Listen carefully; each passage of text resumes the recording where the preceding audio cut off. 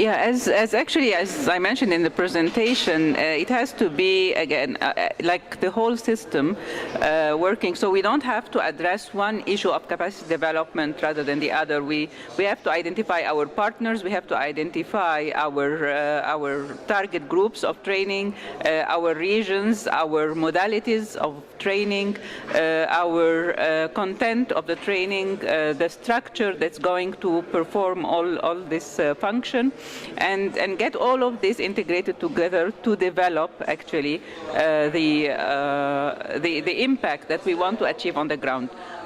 Looking again into the objectives that we need to accomplish. So it has to start as a system, actually.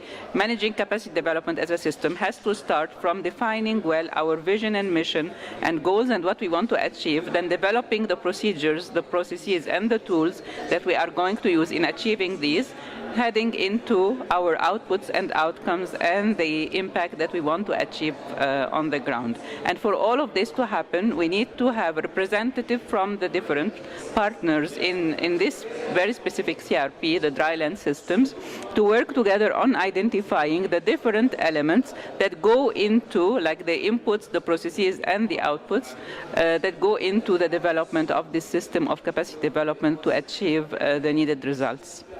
Because at the moment, capacity development is done by individual CG centres. How are you going to integrate the activities together?